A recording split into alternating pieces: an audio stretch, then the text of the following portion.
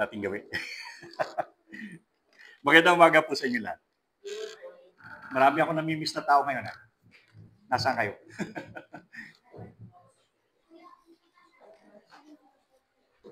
By this time siguro sina Pastor Walter baka nanonood sila ngayon. Kasi di ba naka-live ba tayo? Hoy, Pastor Walter, baka nanonood kayo dyan. Pahingi naman kami ng maraming chocolate. Anyway, ngayong umaga ay tatalakayin natin ang tungkol sa talinhaga ng ating Panginoon.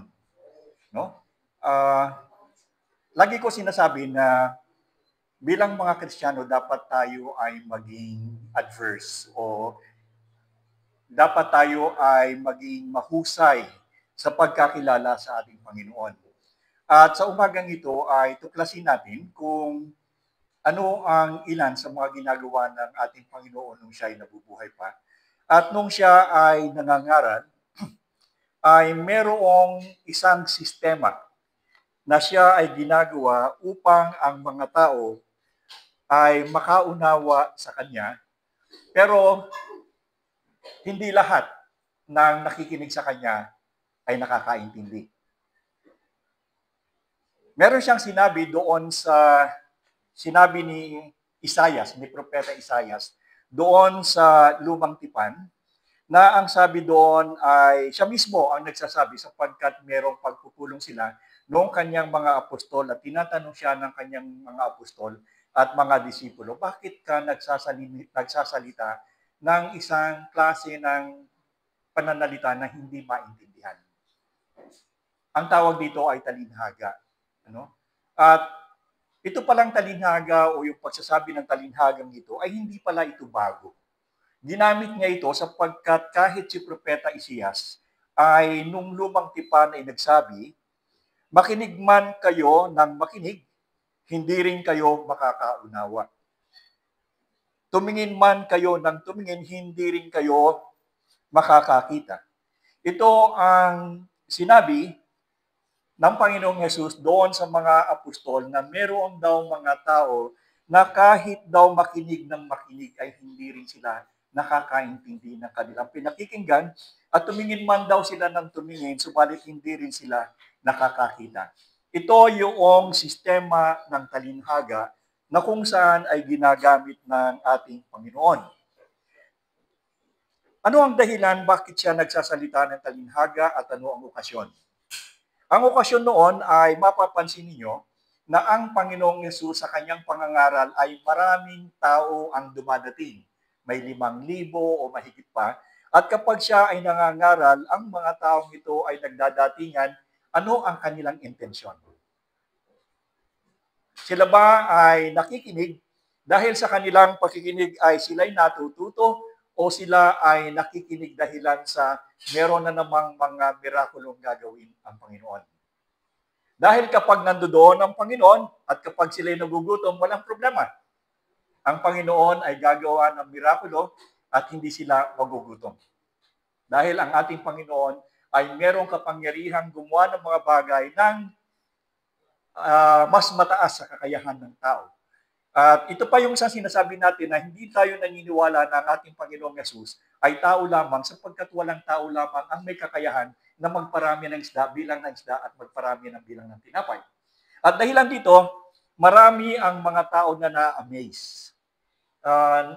Nahihiwagaan sila. At dahilan dito, kahit saan pumunta ang Panginoon, marami ang sumusunod.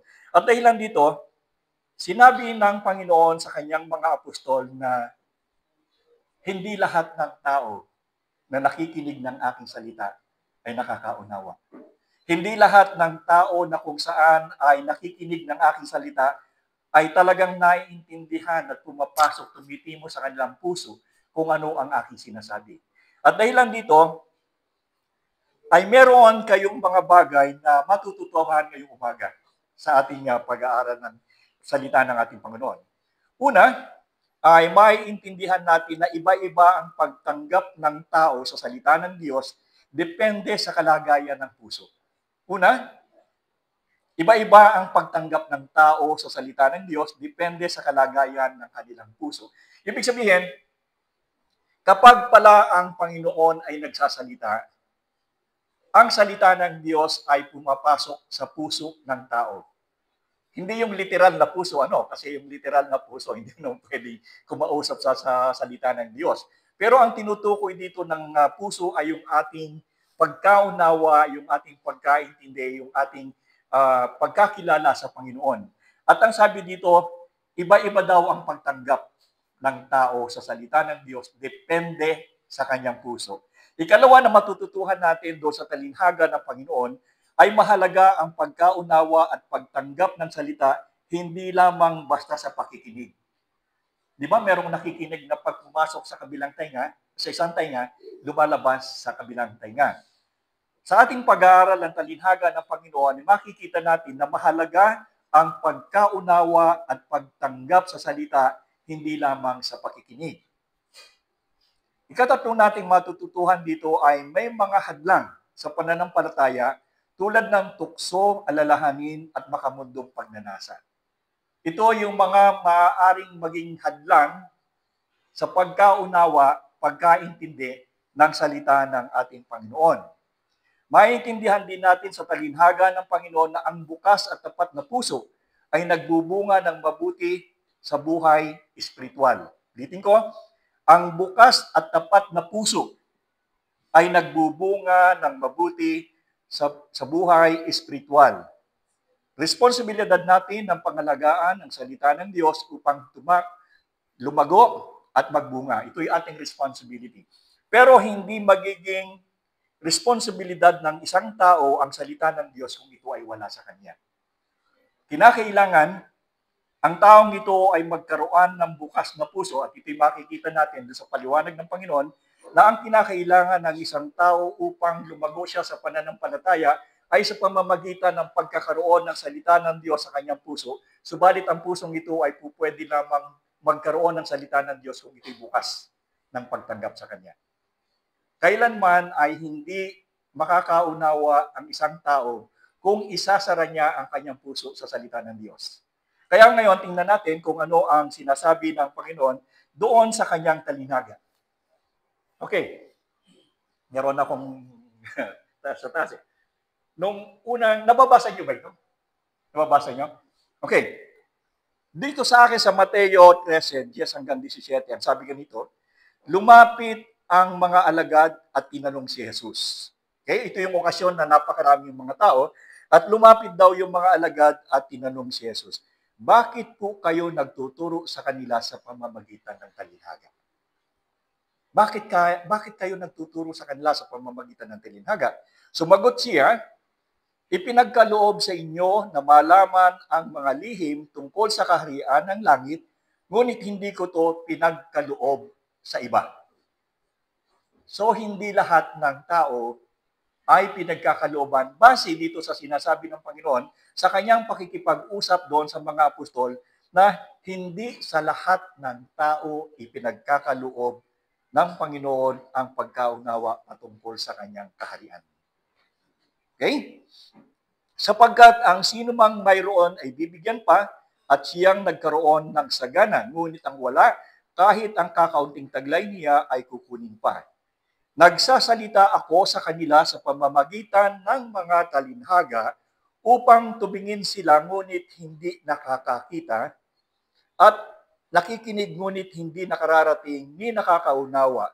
Natupad sa kanila ang hula ni Isaias. So ito ay sinasabi ng Panginoon doon sa maraming tinanong siya na bakit talinhaga, ang kanyang pinatutungkulan ay yung mga crowd o yung mga karamihan na kung saan ay nagkapupulong na sinasabi niya na hindi lahat sa kanila ay nakakarinig at hindi lahat sa kanila ay nakakaunawa. Bakit? Sapagkat sinabi ni Jesus sa kanila, ito'y hindi bago. Sa kapanahunan pa lamang sa lumang tipan, nangyayari na ito. Kagaya ng sinabi nga ni Isaias na sinabi ko kanina, makinig man kayo ng makinig, hindi rin kayo makakaunawa.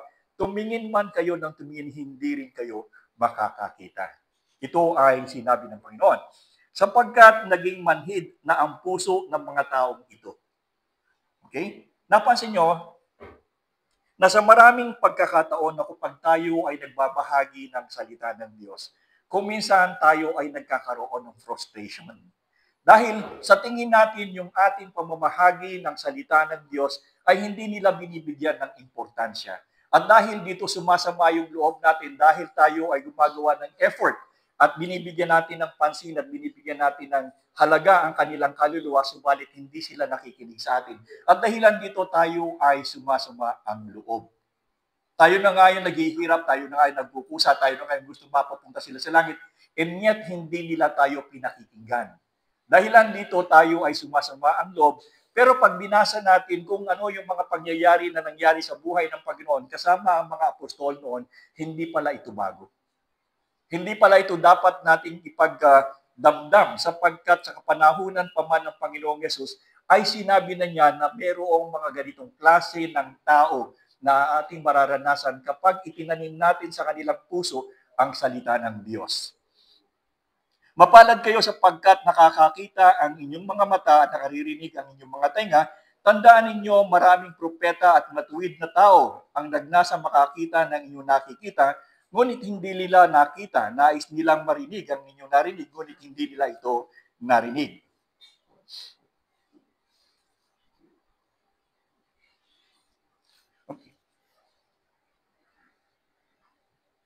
Okay. Pakipasok yung next, yung sumunod. Okay, may isang, sabi dito, ng ating Panginoon, ay merong isang magsasakang lumabas upang maghasik. Sa kanyang paghahasik ay may mga binhing nalaglag sa tabi ng daan. Dumating ang ibon at tinuka ang mga iyon. Ito yung talinhaga ng Panginoon patungkol doon sa paghahasik. At sinabi dito, yung daw naghahasik na ito ay merong binhi. At doon sa kanyang paghahasik, yung daw kanyang binhi ay bumagsak daw doon sa daan, nalaglag sa tabi ng daan, dumating ang mga ibon at tinuka ang iyon. Doon sa Lucas, mas maganda eh. Ang sabi doon sa Lucas ay nahulog daw yung binhi, pagkatapos mahulog ang binhi, ito daw ay natapakan ng mga tao. Doon sa kay Lucas, yung identification, yung pagkakasabi ni Lucas, hindi lamang ito tinukuan ng ibon, meron pa siya sinabi, ito daw ay nayapakan ng mga tao, at pagkatapos ay dumating daw ang ibon, at ang binhing yon ay tinuka ng ibon. Bukod pa doon, okay. Nawala na yung aking okay. Practice lang yan. Okay. Nawala na. Okay. Okay, dito na lang. Ang iba ay nahulog sa bato at tumubo at pagtubo nito ay ito'y natuyo sapagkat walang halumigmig. Ang sabi dito, merong pangalawa, yung pangalawang binhi ay nahulog naman sa bato. At dahil sa bato ito ay nahulog, yung bato ay uminit at yung binhi na yon na nahulog sa bato, dahilan sa walang halumigmig. Ano ang halumigmig? Ang halumigmig ay moisture. At ang bining ito ay nahulog doon sa bato dahilan sa walang halumigmig. Ang binhi ay natuyo at most likely ang bining ito ay namatay. Bukod doon, ang iba ay nahulog sa mga tinikan at ang mga tinik ay tumubong kasama nito at ito ay sinakal. Yun namang isang binhi. Ano? Yung isang binhi naman ay nahulog sa tinikan at nung ito ay mahulog doon sa tinikan, ito man ay tumubo. Subalit doon sa kanyang pagtubo dahilan sa ito'y tinikan, hindi siya nakalabas. At ang sabi dito ay nandoon siya, hindi siya nakalabas at siya ay kasama ng mga tinikan at siya ay sinakal. Ibig sabihin, hindi siya nakalabas. At ang pang-apat na binhi ay sinabi ng Panginoon, ito naman daw ay nahulog sa mabuting lupa. Okay, tumubo at nagbunga ng tig-100. Pagkatapos niyang sabihin ang mga bagay ito, siya ay sumigaw, ang mga may taingang pandinig ay makinig. So sinabi ng Panginoon itong apat. Una, yung isa ay nahulog sa daan, niyapakan at tinangay ng ibon. tinuka ng ibon. Ang ikalawa ay nahulog sa batuhan dahilan sa walang halumigmig, ang binhing ito ay namatay. Ang ikatatlo ay ang binhi ay nahulog sa dawagan o tinikan. Ang sabi dito ng Panginoon, ang binhing ito ay tumubo. Dahilan sa ito'y tinikan, siya ay dumago, subalit siya naman ay nasakal. At ang ikaapat na binhi ay tumubo sa mabuting lupa at ito ay lumago at ito ay namunga ng marami. Ganito ang pagbigay ng aral ang ating Panginoon. At ang sabi nga ng Panginoon, yung daw may pandinig ay makinig. Ito ay kanyang sinabi. Pero kung walang paliwanag, ay hindi ito maiintindihan. Kung kaya tinanong ng mga apostol, Panginoon, ano po ang ibig mong sabihin? Ibig sabihin, nung ang Panginoon ay nangaral doon sa karamihan ng tao, hindi niya ito binigyan ng explanation. Bahala kayong mag-decipher kung ano yung gustong ibig sabihin. At dahil dito lumapit ang mga apostol, ano ba ang ibig mong sabihin sa iyong talinhaga? At ang sabi ng Panginoon sa kanila ay, sabi niya ganito, ngayon ito ang talinhaga, ang binhi ay ang salita ng Diyos. Okay, yung daw binhi ay ang salita ng Diyos. Ang mga nasa tabi ng daan ay mga nakinig. Pagkatapos ay dumating ang diablo at inagaw ang salita mula sa kanilang mga puso upang hindi sila sumampalataya at maligtas. Ibig sabihin, itong mga taong ito ay nakarinig ng salita ng Diyos, salita ng Panginoon, at matapos makarinig ng salita ng Panginoon, ang sabi dito ay inagaw ng diablo ang salita ng Diyos sa kanilang mga puso. At dahilan sa inagaw ng diablo ang salita ng Diyos sa kanilang mga puso, sila ay hindi naligtas. Ano ang pinakamagandang pangunawa sa salita nito o sinabi ng Panginoon? Ibig sabihin, hindi lahat ng tao na nakaririnig ng salita ng Diyos, hindi ito, ibig sabihin, parang malapit nang pumasok doon sa kanilang mga puso yung salita ng Diyos, subalit dumating ang diablo at tinangay ang salitang ito, hindi na sila nakaunawa, at ang sabi dito ng Panginoon, itong mga taong ito ay hindi naligtas. Hindi tayo dapat manghinayang. Hindi tayo dapat manghinayang sa paghayo natin. Kapag tayo ay nangangaral ng salita ng Diyos o nagbabahagi ng salita ng Diyos at hindi niya ito tinanggap, ito yung number one. So, ibig sabihin, kapag sinomatotal natin yung talinhaga ng Panginoon at tayo ay nangaral, nagbahagi ng salita ng Diyos, meron pala tayong 4 na expectations. Okay? At dahilan sa ang 4 na ito ay sinabi na ng Panginoon, hindi na tayo dapat pang malungkot kung ano man ang kalabasan ng ating pamamahagi. Sapagkat given na yan . Ibig sabihin, kapag pala tayo ay nangaral ng salita ng Diyos, hindi niya tinanggap ang salita. Nakinig siya, pero hindi niya tinanggap ang salita ng Diyos. Huwag na kayong magdadamdam. Kasi sasabihin nyo, siya ay number 1. Di ba? Doon sa talinhaga, yung taong yon ay number 1 pala siya doon sa mga binhi na kung saan ay tinangay ng diablo at hindi siya naligtas. Ikalawa, ang sabi ng Panginoon ay, at ang mga nasa bato ay sila na pagkatapos makarinig ay tinanggap ng may galak ang salita. Subalit ang mga ito ay walang ugat. Sila'y sumampalataya ng sandaling panahon lamang at sa panahon ng pagsubok ay tumalikod. Number 2. Excited, nakarinig ng salita ng Diyos. Tuwang-tuwa at nakarinig ng salita ng Diyos. Nagpupuri at nakarinig ng salita ng Diyos. Pumasok sa simbahan. Nakisaya sa simbahan, nakipapuri sa simbahan. Subalit ang sabi dito ng Panginoon ay dumating ang pagkakataon ng pagsubok. At sa pagdating ng pagsubok na yon, dahilan sa siya ay walang ugat, ay ang kanyang ay siya ay tumalikod pagdating ng panahon. Ibig sabihin, ang taong ito ay hindi naging matibay ang pagkakakapit ng salita ng Diyos sa kanya. At ang sabi ng Panginoong Yesus, ang taong ito dahilan sa walang ugat ang salita ng Diyos sa kanyang puso, nung dumating ang pagsubok, ang sabi ng Diyos o ng Panginoong Yesus, siya ay tumalikod. Naranasan niyo na ba yun? Meron ba kayong kakilala ng mga tao na after professing Jesus Christ as Lord and Savior, quote and quote, at dumating ang pagsubok, tumalikod na sila? Ikumpara mo ito doon sa mga mananampalataya noong unang panahon, like in first century, during the time ng Roman Empire.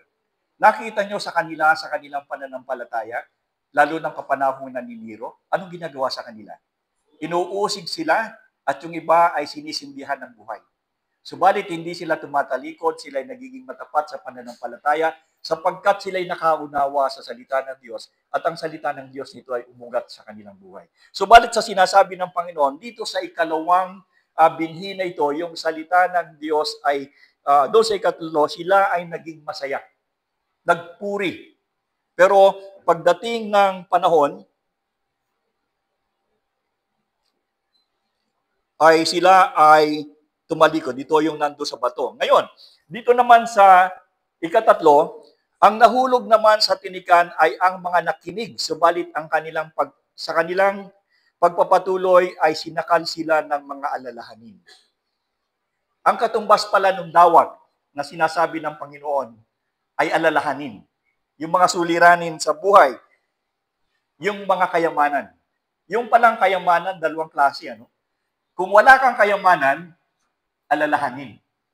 Problema. Pero kung ikaw ay maraming kayamanan, ito rin naman ay problema.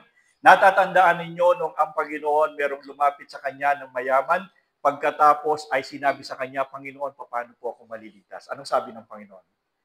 Ipamigay mo ang lahat ng iyong kayamanan at sumunod ka sa akin. Anong nangyari doon sa lalaking mayaman? Hindi. Siya'y nalungkot sapagkat hindi niya kayang ibigay ang kanyang kayamanan kapalit ng pagsunod sa Panginoon. So, dalawang klase ang kayamanan. Walang kayamanan, hindi makasunod. Dahil, ang sabi dito, pag ikaw ay wala kasing kayamanan, madaming dadating sa buhay mo. Suliranin, alalahanin. Magkano ang kuryente ngayon? Anong ating uulamin? Saan tayo kukuha ng pambayad ng bahay? Paano ang pambayad ng eskwela? Ito yung mga alalahanin na kung saan ay maaaring sumakal doon sa iyong pananampalataya. Ito yung mga alalahanin na kung saan ay sinasabi ng Panginoon na nagiging dahilan kung bakit yung kanyang salita ay hindi lumago sa iyong puso. Kung lumago man ito, ay ito'y nasasakal, hindi makalabas. Kaya napakaraming Kristiyano sa ngayon ay mapipansin mo na init-lamig. Alam niyo yun? Init-lamig. Depende sa sitwasyon. Maraming mga Kristiyano na ang kanilang pananampalataya ay nakabase sa emosyon. Di ba? Kapag mataas ang kanilang emosyon, masaya sila, walang problema, lahat ng buhay Kristiyano ay masaya. Subalit kapag mababa ang emosyon, ay mababa rin ang pamumuhay Kristiyano. Sinasabi ng Panginoon, ang mga nahulog sa tinikan ay mga nakinig, subalit sa kanilang pagpapatuloy ay sinakal sila ng mga alalahanin, mga kayamanan at kalayawan sa buhay. Ito yung problema pag marami ka ng pera. No? Yung kalayawan sa buhay. Dahilan sa kaya mo nang bilhin ang lahat ng gusto mong mabili. At dahilan sa kaya mo nang bilhin ang lahat mong gustong bilhin, at dahil sa pwede mo nang puntahan ang lahat ng lugar na pwede mong puntahan, pagdating ng oras ng pananambahan sa Panginoon, nasaan ka? Di ba?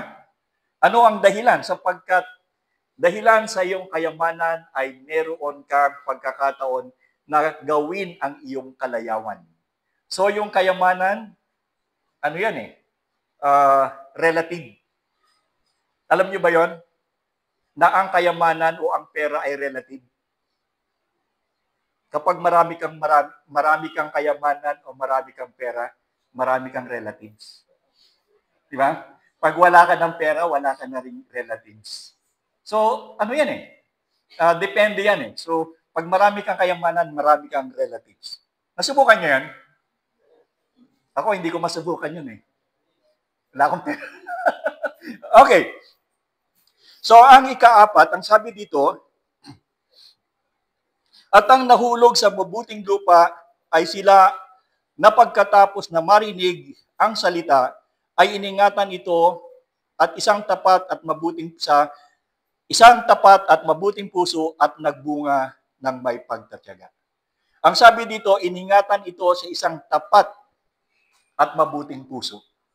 At dahilan sa ang binhing ito o ang salita ng Diyos ay kanilang iningatan doon sa mabuting puso, ito ay nagbunga ng may pagtatyaga. Iba yung version ni Lucas eh, doon kay Matthew. Iba yung version niya. Ang sabi ni Lucas, dahilan daw sa ang salita ng Diyos ay namunga doon sa kanyang puso. Ang bunga ng salita ng Diyos sa kanya ay dulot ng pagtatyaga. Perseverance. Dahilan sa sinasabi natin, pag pinag-aralan niyo yung 1, 2, 3, di ba? 1, 2, 3, walang maganda eh. Lahat ay failure. Bakit? Anong kulang? Sapagkat ang sabi ng Panginoon doon, ang salita ng Diyos, kapag ito ay nandito sa puso natin, anong kinakailangan gawin sa isang binhi upang ito'y lumago?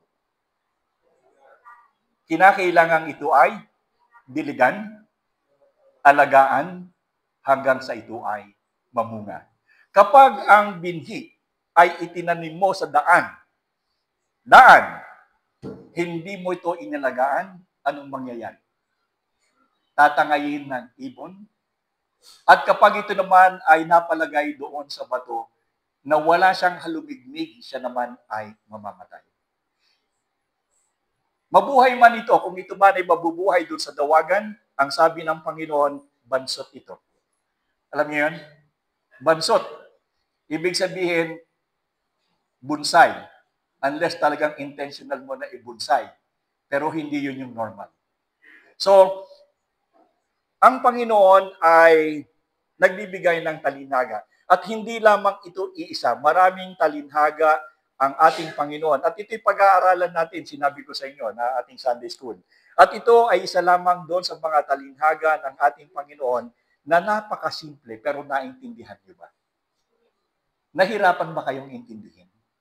Hindi kinakailangang gawing jargonized.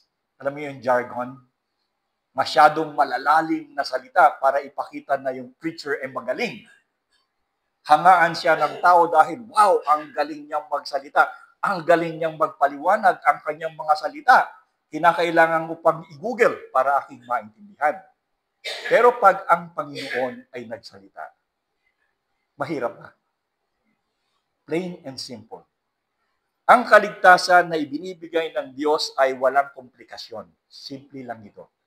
Ang kinakailangan lamang dito sa talinhagang ito ay yung binhi o ang salita ng Diyos ay pumasok sa ating mga puso at kapag ito'y nandoon sa ating mga puso, ito'y ating alagaan na may pagtatyaga. Pag sinabing nagtsatsaga ka, alala ko kapag yung mga anak yung sitio namin, ako yung nagpapaanak eh. Isipin mo, simula ng gabi hanggang umaga, nakabantay ka. Nagtsatsaga ka kasi baka pag anak niya, hindi siya mawala dun sa, hindi mabasag yung placenta, mamamatay siya. So, ilang oras na nagbabantay ka. Nagtsatsaga ka. Sapagkat sa iyong pagtsatsaga, alam mong ito ay merong kahihinatnan. Ikaw ay nagtsatsaga sapagkat ikaw ay merong iniingatan. Hindi ba?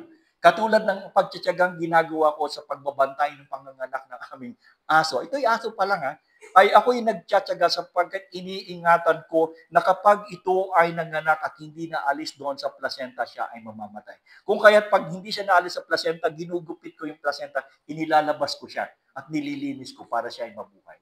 Kung minsan yung isa pa nga halos hindi umingay, pinapump ko siya para mabuhay. Iniingatan ko.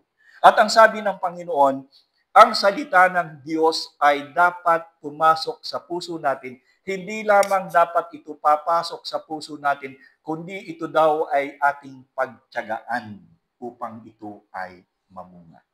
Ganon din sa paghahalaman, hindi ka naman naghahalaman. Meron akong alam eh.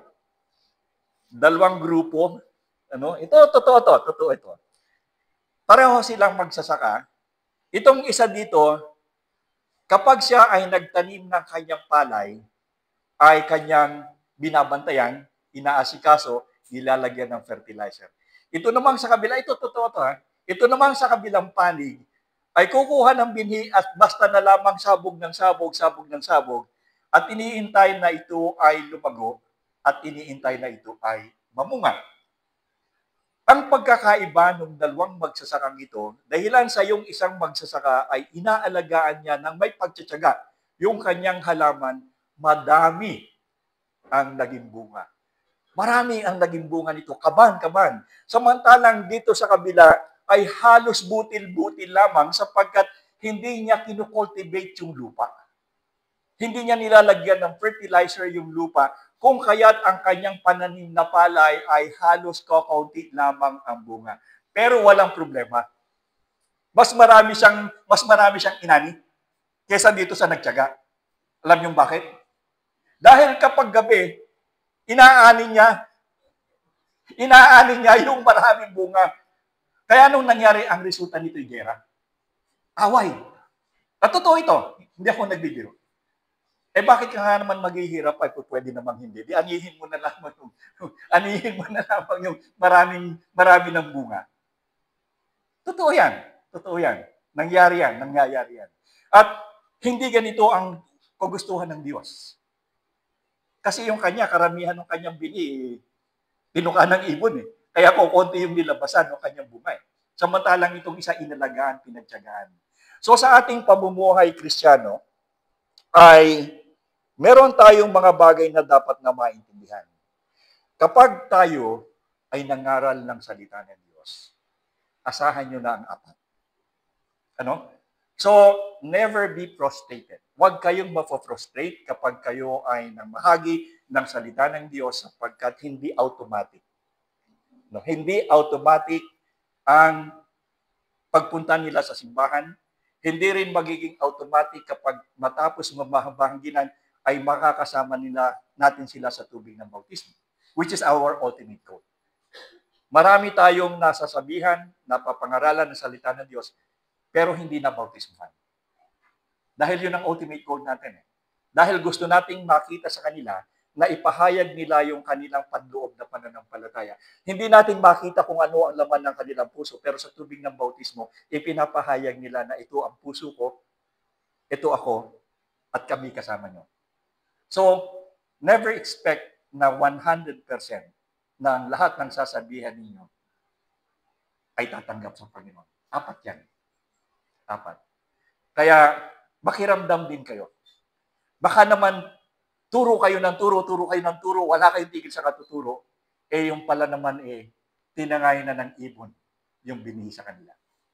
Turo ka ng turo, yun naman pala sa bato tumubo yung salita na ibinigay mo. O kaya na may turo ka ng turo, intay ka ng intay sa kanya, yung pala naman nasa dawagan yung binhi.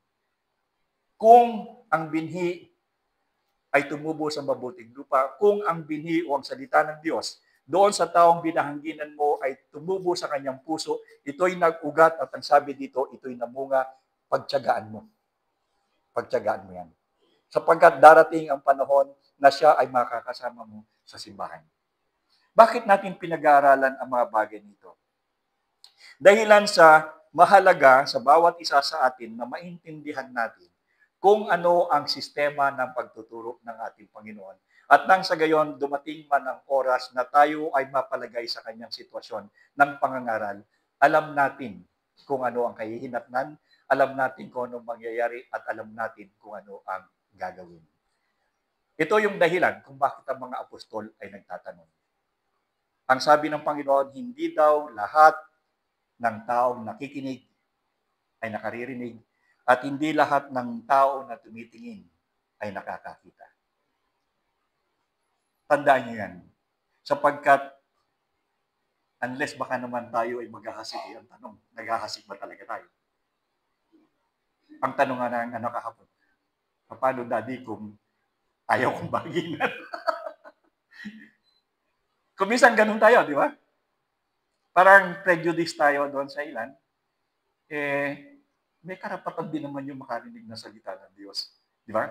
So, that is also one thing na kapag tayo ay magbabahagi ng salita ng Diyos, dapat tayo ay walang prejudice. Ano? Kung meron nga akong alam na isang grupo meron na ba kayong nakita na tinuruan nila na mahirap? Wala. Merong isang grupo dito sa Pilipinas na nagtuturo ng salita, quote-unquote, ng Diyos, puro middle class. Puro middle class lang ang tinuturuan nila. Bakit? Andun yung tithings Kasi kapag mahirap ang pinuntahan mo, anong ibibigay niya sa simbahan? Mamumroblema ka pa nga pagka nagkasakit, di ba? No? O offering pa. So, huwag tayong mamimili sa pagtuturo ng salita ng Diyos. Baka mas marami, sa totoo lang, napansin nyo ba, na mas marami doon sa mga tao na kung saan ay kapos sa lipunan, namumuhay sa laylayan ng lipunan kapag sila ang binahangginan mo ng salita ng Diyos, most of the time, sila yung maganda ang response. So huwag tayong mamimili kapag tayo ay magbabahagi ng salita ng Diyos at baka hindi natin inaakala yung palang tao na inaayawan natin na sabihan, yung pala ang magiging productive pagdating ng araw.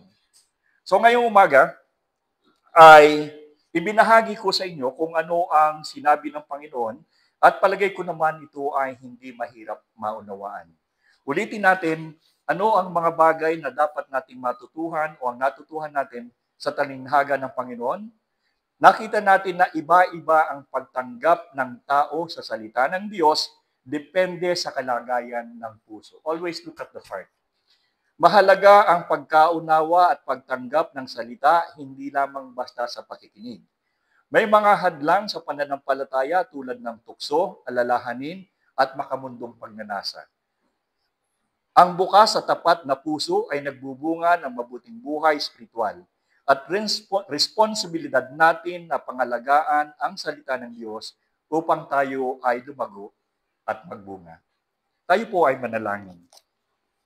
Kami po ay nagpupuri at nagpapasalamat sa iyo, dakilang Ama, sapagkat naintindihan po namin kung ano ang ibig sabihin ng talinhaga ng maghahasi. Maliksi at simple, subalit ito ay napakahalaga. Maraming salamat sapagkat ipinapaalala mo sa amin na kung kami magbabahagi ng iyong salita, ay merong 4 na responses na kami matatamong. At idinadalangin namin, Panginoon, na sa kabila ng mga responses na ito, kung ito man ay hindi ayon sa aming mga expectations, kami po ay hindi mawalan ng gana, kami po ay hindi madismaya o ma-frustrate. Sa halip ay ilagay namin sa aming isipan na ito'y given sapagkat nakita na namin na ito ay nangyari sa iyo. Kaya dinadalangin namin sa patuloy ng aming paglago sa pananampalataya, hinihiling po namin na patuloy mong didiligan ang salita mo sa aming mga puso nang sa gayon sa pamamagitan ng pagtsatsaga ay patuloy itong magbunga. Sa pangalan po ng Panginoon Jesus. Amen.